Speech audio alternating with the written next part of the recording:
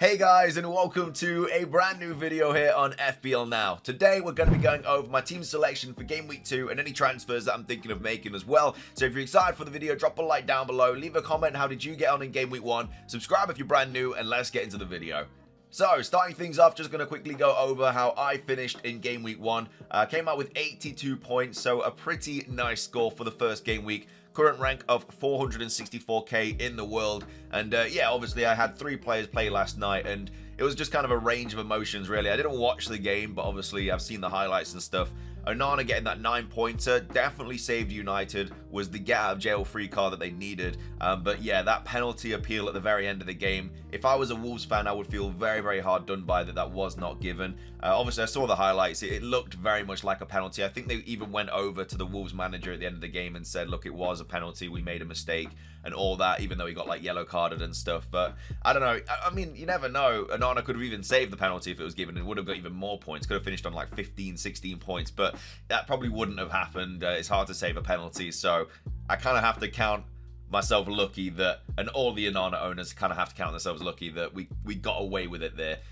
Which again, when Johnston got that clean sheet, I was a little bit like, oh, there's a little bit of pressure now on Onana getting some points. But yeah, he actually outscored Johnston, so it was the right decision in retrospect. But anyway, yeah, the back line and goalkeeper really doing numbers for my game week. Onana getting 9, Estepinian and Chilwell getting 7 each, and then Saliba getting 5. Could have been so much more though. Chilwell obviously scored offside. Saliba, you know, if he kept that clean sheet against Forest, which they probably should have done, would have been even more points for him because he was on 3 bonus.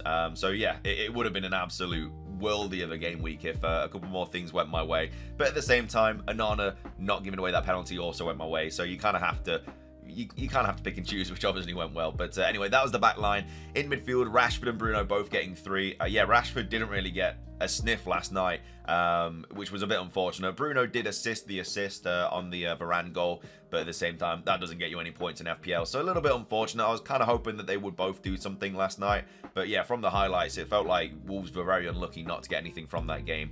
And then Ødegaard getting me 2 as well. There were my 3 blanks this week, Rashford, Bruno Fernandes and Ødegaard, which is kind of a bit mad because Ødegaard had Forest at home and United had Wolves at home. 2 fixtures that you'd think they would both do very, very well in, where the likes of, you know, Chilwell, who had Liverpool, and Watkins, who had Newcastle, still got returns. But anyway, Matoma got 5 points. Obviously, Saka getting 10. Watkins got 5, and then Haaland finishing with 26 points as well. My bench did okay. I mean, Turner, Baldock got 2, Kabore got 1, and Archer didn't play. Again, Archer's only my team with that potential loan move to Sheffield, which obviously would be very nice for my bench. That's why I went with him.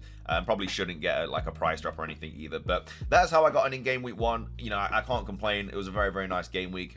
So yeah, we're moving on into game week 2.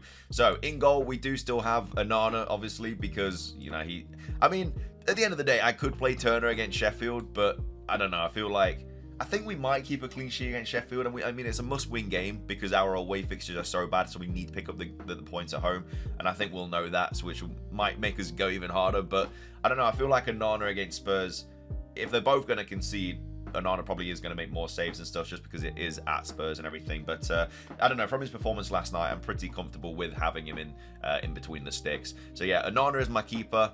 The back line, we've still got Estepinian, Saliba and Chilwell. Again, I could play Baldock, who's got Forest away, but I think we're going to beat Sheffield. I think we'll score against them and stuff, so hopefully win like 2-0, which would be very ideal. But yeah, I think this will just be my back line again.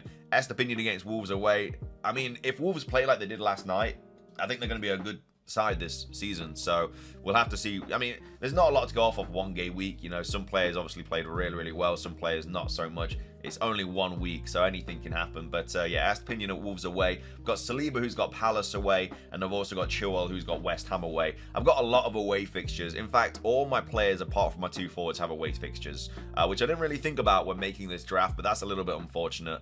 But yeah, either way, that back line, I mean, it's looking okay. I'm expecting maybe 1 clean sheet out of those 4 players at the back, including my goalkeeper, potentially 2 if West Ham don't score against Chelsea.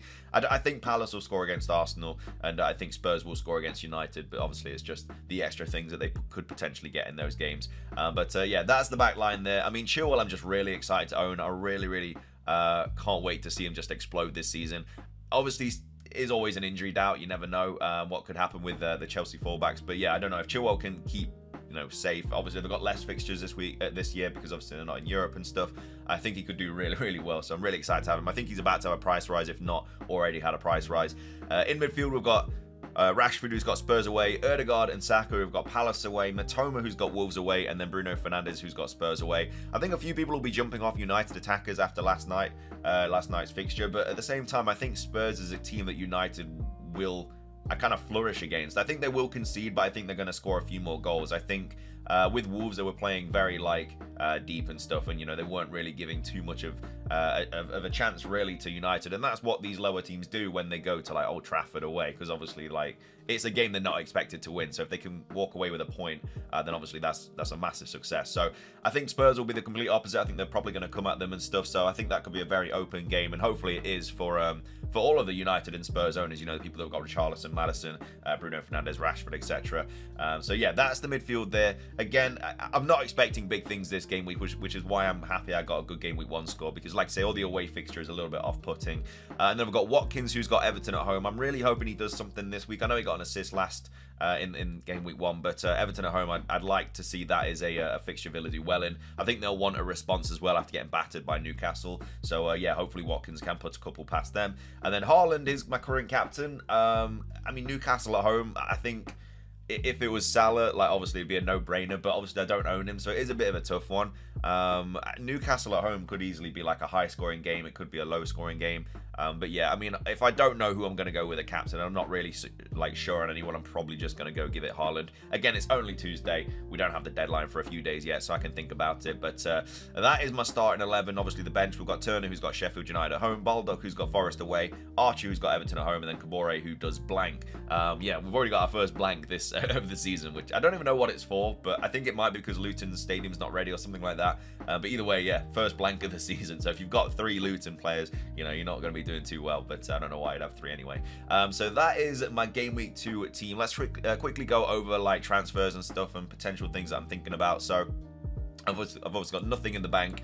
I've got 1 free transfer. There's not really any transfers that I want to make this week, even though my team on paper, it could be a little bit better in terms of fixtures. I don't really see anyone that I could be getting rid of. I don't really see anyone that I want to bring in and get rid of. The only player that I could arguably get rid of is Matoma and then bring in Mbumo, but at the same time, I think I'm probably just going to wait a few game weeks to do that.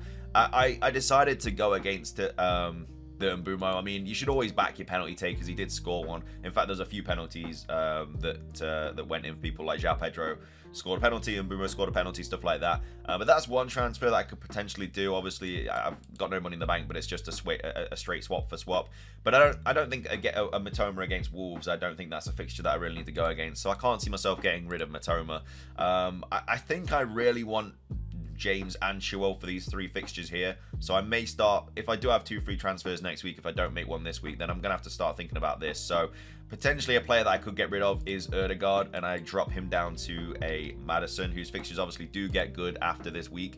So I wouldn't mind Maddison for Bournemouth, Burnley and Sheffield United. That's not bad at all. So I potentially could get rid of Ødegaard in game week 3.